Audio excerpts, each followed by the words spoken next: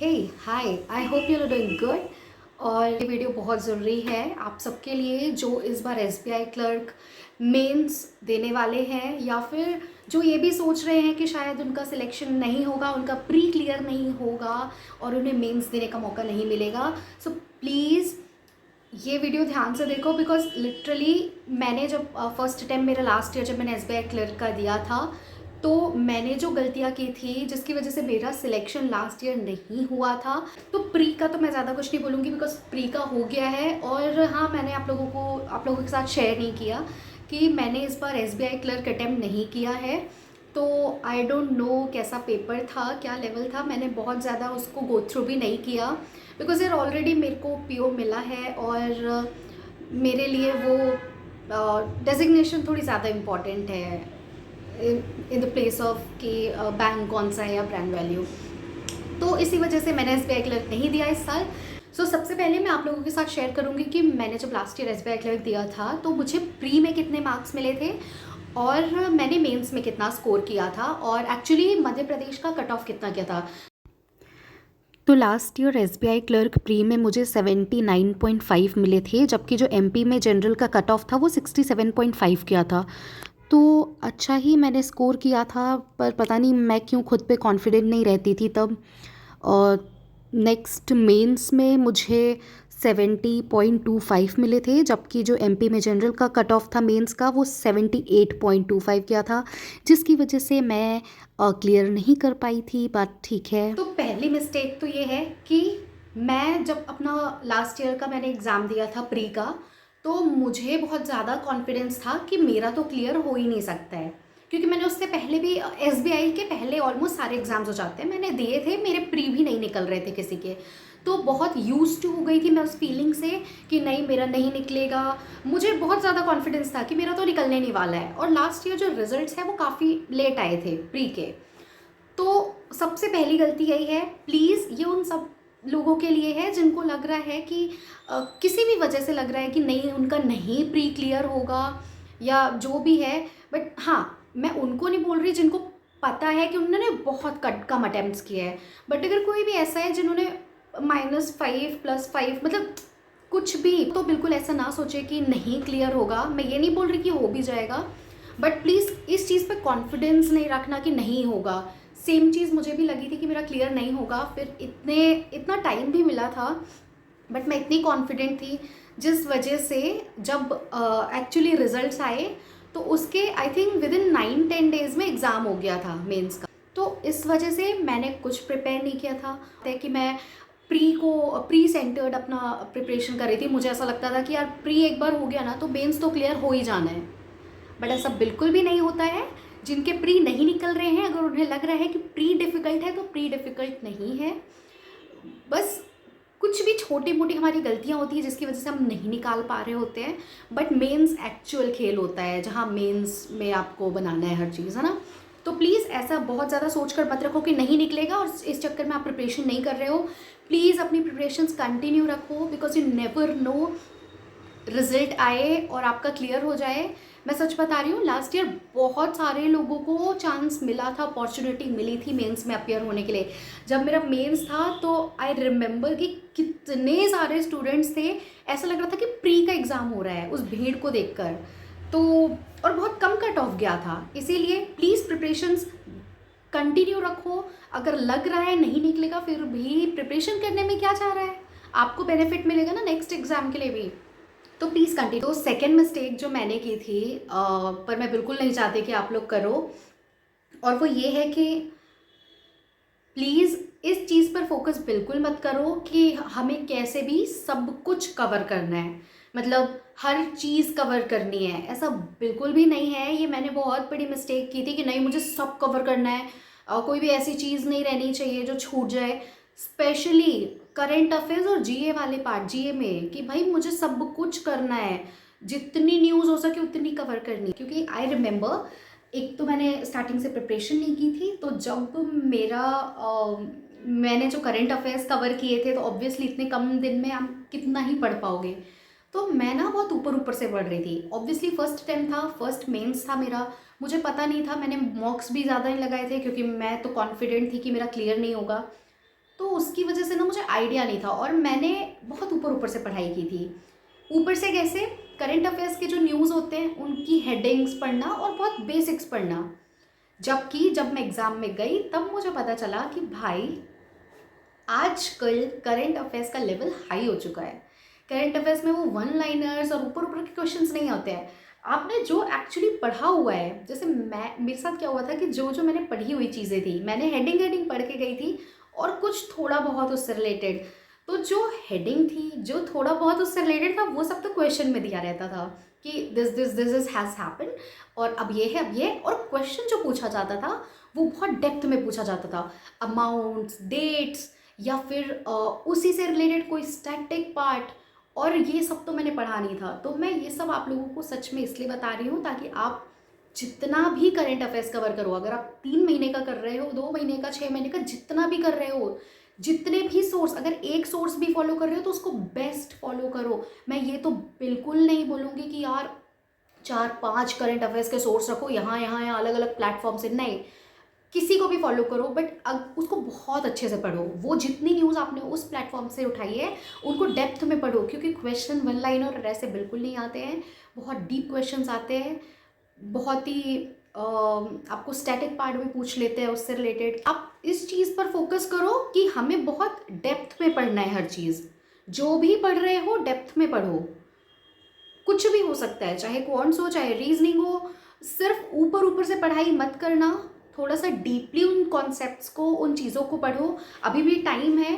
अगर कोई भी ऐसा टॉपिक है जिसमें आपको लगता है कि आपके कम मार्क्स आ रहे हैं मॉक में, या फिर कहीं कुछ गड़बड़ हो रही है, तो शायद हो सकता है आपने कुछ बेसिक कॉन्सेप्ट उसका मिस किया होगा, या फिर कोई आप सही से अप्रोच नहीं कर पा रहे हो उस क्वेश्चन को, ठीक है?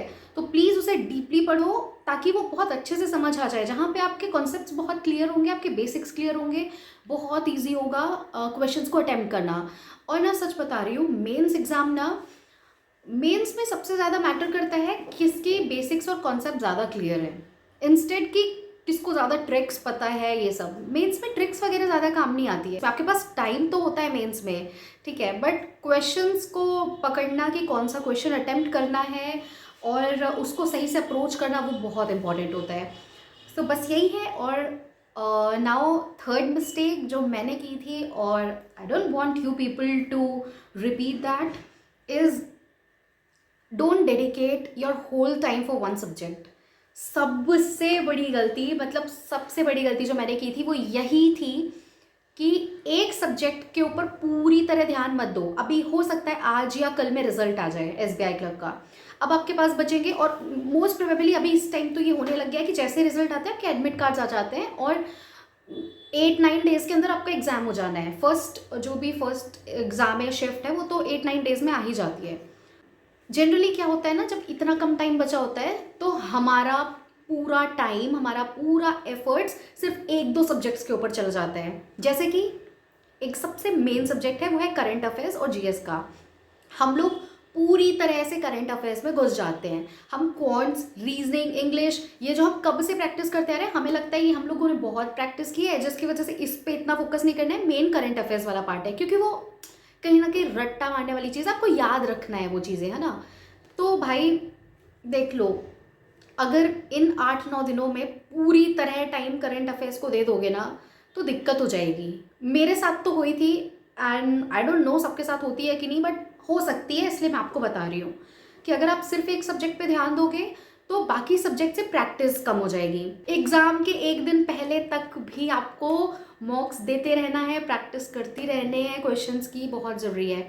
अब रही बात वो करंट अफेयर्स जिसको हम पूरी तरह से घुस जाते हैं कि ये बहुत इंपॉर्टेंट है, तो भाई मैं सच बता रही हूँ, इंपॉर्टेंट तो बहुत है, लेकिन तुम उसे कितना भी पढ़ लोगे वो तुमको, मतलब तुमको लिटरली वो शॉक कर देगा एग्जाम में। तुम कितना भी करंट अफेयर्स पढ़ लो, तुम्हें वही शॉक देने वाला है, क्योंकि इतने ऐसे क्वेश्चंस आते हैं ना कि आप जनरली आप नहीं कर सकते कुछ भी, आप कितना ही पढ़ के रहो। मैं ये नहीं बोल रही पढ़ो मत, भाई इतना पढ़ने के बाद जब इतना अटेम्प्ट कर रहे हो तो बहुत ज़रूरी है उसको पूरी तरह से पढ़ना, बट फुल टाइम अपना उसको डेडिकेट मत करो। अपने टाइम को अच्छे से सारे सब्जेक्ट्स में के लिए डिस्ट्रीब्यूट करो। एटलीस्ट एग्जाम से अभी 1 वीक पहले पूरी तरह सिर्फ एक सब्जेक्ट पर फोकस मत करना, वरना लिटरली एग्जाम में रिग्रेट करोगे कि शिट क्वांट्स पे थोड़े स्लो हो गए, स्पीड रीजनिंग में स्लो हो गए, क्योंकि करंट अफेयर्स ही पढ़ रहे थे और जो इतना पढ़ा, जिसको इतना टाइम दिया, वो अलग हमको शौक दे के जा रहा है वो पर्टिकुलर सेक्शन। ठीक है, अभी देखो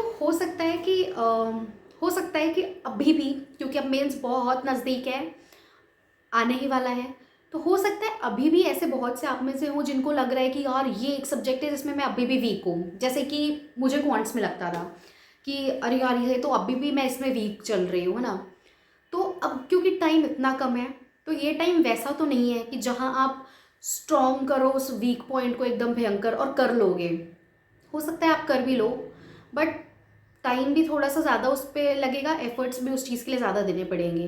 तो मैं तो ये बोलूँगी कि जो सब्जेक्ट में आपको लग रहा है थोड़ा वीक हो, आपको उसमें दिक्कतें हो रही हैं, तो अब उसको आपने प्रैक्टिस तो करनी है, बट अब उसको बहुत ज़्यादा ध्यान मत दो। बाकी जो 2 सब्जेक्ट्स हैं उसमें आप बहुत अच्छे से पढ़ो, मतलब फुल अच्छे से उस पर अपनी स्ट्रेंथ हासिल करो, ताकि उस पर आप अपने स्कोर्स अच्छे कर सको। जैसे मेरे साथ सेम था, मैं क्वांट्स में इतनी अच्छी नहीं थी। अब क्योंकि लास्ट टाइम चल रहा है, अब मैं अगर अरिथमेटिक के क्वेश्चंस लेके बैठूंगी, बड़े बड़े सॉल्व करूंगी, तो मे भी टाइम भी वेस्ट हो, एफर्ट्स भी ज़्यादा लग रहे हैं और मुझे शायद टेंशन की वजह से इतना जल्दी ना समझ आए।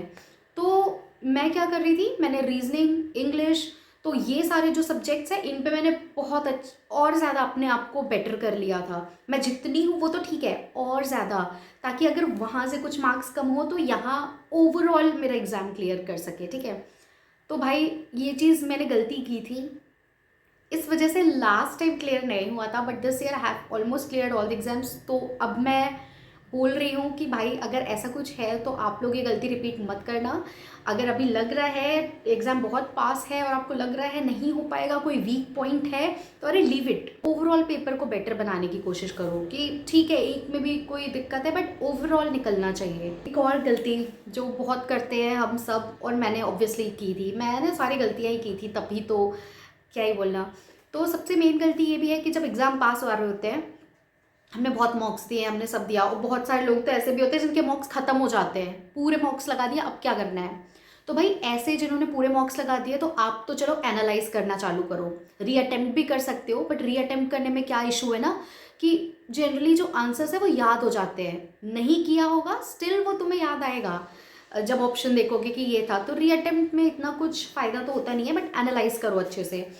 और जिनके मॉक्स बचे हैं बट वो देना बंद कर देते हैं, सब ऑलमोस्ट, मतलब बहुत बार ऐसा होता है कि जब एग्ज़ाम पास आ रहा होता है ना, तो हम लोग अपनी चीज़ों को रिवाइज करने में ही पूरे दिन खर्च कर देते हैं, या फिर एक मॉक दे रहे हैं, कभी नहीं भी दे रहे हैं। भाई एग्ज़ाम पास में है, अब क्योंकि डेट्स आ रही हैं और एग्ज़ाम इतना पास है, तो आपको डेली मॉक देने हैं। मैं तो सजेस्ट करूँगी कि भाई 2-2 मॉक्स दो, 2-2 3 भी दे सकते हो तो दो, बट मतलब ऐसा देना है कि उसको एनालाइज भी अच्छे से कर सको, ताकि उसका कुछ बेनिफिट तो मिले, पता चल रहा है मॉक्स दे रहे हो सिर्फ। तो मॉक्स देना बहुत ज़रूरी है। बहुत सारे लोग हैं जो मॉक्स देना बंद कर देते हैं एग्ज़ाम से पहले, कुछ दिन पहले, क्योंकि उनको लगता है मॉक्स में टाइम वेस्ट हो रहा है, जब नॉलेज ही अच्छी हो जाएगी तो वैसे भी एग्ज़ाम सही हो जाना है। भाई मॉक ना आपकी टाइमिंग सही करता है, आपको टाइम मैनेजमेंट बताता है, तो बहुत ज़रूरी है। यहाँ तक कि ट्रस्ट मी, जिस दिन एग्ज़ाम होता था, और अगर मेरा एग्ज़ाम 1 बजे या 4 बजे इस टाइप की शिफ्ट में है, मतलब वो सुबह 7 बजे वाला नहीं है, तो मैं 100% जिस दिन एग्ज़ाम होता है मैं उस दिन भी मॉक देकर जाती हूँ। या तो एक मॉक देती हूँ, और या तो जनरली मैक्सिमम मॉक्स को मैं एनालाइज करती हूँ, ताकि मुझे एग्ज़ाम से पहले भी वो चीज़ सारे दिमाग पर रहे कि ये गलती की थी, ये गलती की थी, तो जब ऐसा कुछ एग्ज़ाम में फंसता है तो वो गलती रिपीट नहीं हो पाती है। सो बस यही है। एक और गलती, गलती नहीं, अब ये कोई गलती नहीं है, ये कुछ ऐसा है जिसकी वजह से शायद सबसे ज़्यादा मेरे एग्ज़ाम्स में फ़र्क पड़ा है, वो इसी चीज़ का था कि मैं ना एग्ज़ाम में बहुत एंग्शियस हो जाती हूँ, बहुत ज़्यादा। एग्ज़ाम चल रहा है, बीच बीच में मैं जोन आउट हो जाती थी। एग्ज़ाम चल रहा है, मैं बस टाइम देख रही हूँ कि ओह शिट टाइम जा रहा है, टाइम जा रहा है, बट मैं कुछ कर नहीं रही हूँ। या तो फिर कहीं पे मैं स्टक हो गई, कोई पज़ल था और उसमें मैं स्टक हो गई, तो मेरे साथ क्या होता है कि बस मैं वहीं पर रुक गई, अरे शिट मेरा पूरा पेपर ख़राब हो गया है, अब तो कुछ नहीं हो सकता है, छोड़ो। दिमाग मेरे कंट्रोल में नहीं रहता है बिल्कुल, सब कुछ ऐसा लगता है कि बिल्कुल सब कुछ मेरे हाथ से जा चुका है, कुछ नहीं हो सकता है, इतना एंग्जाइटी होने लगती है। मेरे साथ बहुत बड़ा इशू था, मैं अपनी जितनी भी जो शांति है सब खो देती हूँ एग्ज़ाम के टाइम। अब भाई हम सबको पता है कि प्री 1 घंटे का तो प्री होता है, अब उसमें तुम्हें 100 क्वेश्चंस होते हैं, तुम्हें अटेम्प्ट करना है, तो तुम ये सारी चीज़ें तो अफोर्ड नहीं कर सकते हो कि जोन आउट हो रहे हो या फिर एंग्शियस हो गए, बहुत ज़्यादा पैनिक फील होने लगा। मेरे को लिटरली ये सारी चीज़ें फील होती थी, मैं दिमाग में सोचने लग जाती थी कि शिट अब कुछ नहीं हो सकता, अब कुछ नहीं हो सकता, टाइम जा रहा है, और मैं कर नहीं रही होती थी कुछ भी। ये बहुत बड़ी दिक्कत है। और लिटरली सच बता रही हूँ कि जब ये वाले अटेम्प्ट मैंने अभी दिए हैं जितने भी, तो मैंने उस चीज़ से ये चीज़ सीखी थी कि मुझे सबसे ज़्यादा इम्पॉर्टेंट रहेगा कि मैं अपने आप को काम कैसे रख पाऊँ, कितना शांत मैं अपने दिमाग को रख पाऊँ।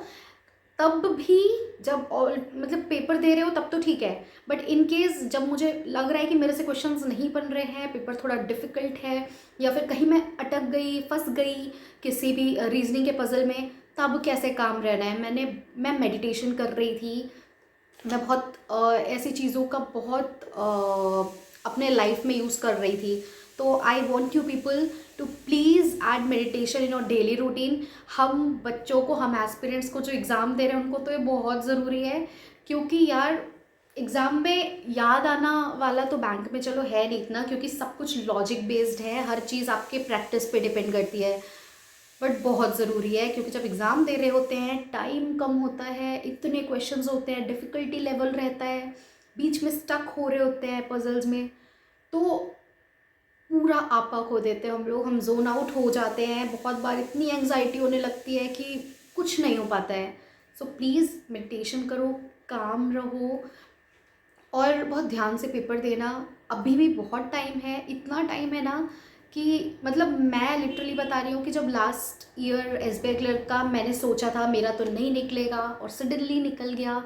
देन एक हफ्ते बाद ही एग्ज़ाम था मेंस का, और मैं तो वो थी जिसने बिल्कुल मेंस की प्रिपरेशन स्टार्टिंग से की ही नहीं थी। मुझे लगता था कि प्री निकल गया तो मेंस तो हो जाएगा, मतलब करती रहती थी क्वेश्चंस, बट ऐसी फोकस स्टडी नहीं थी मेरी मेंस के लिए।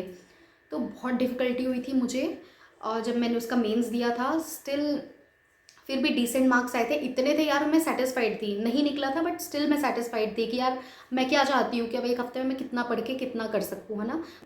तो प्लीज़ ये सारी मिस्टेक्स को दिमाग पे रखिएगा, अच्छे से प्रिपरेशन करो। All the very best. और जल्दी मैं कुछ और नई वीडियोस लाऊंगी, जो कि ऑब्वियसली मैंने इंटरव्यू एक्सपीरियंस आज तक किसी का भी शेयर नहीं किया, सो मैं उसके ऊपर जल्दी लाने वाली हूँ। Till then bye bye.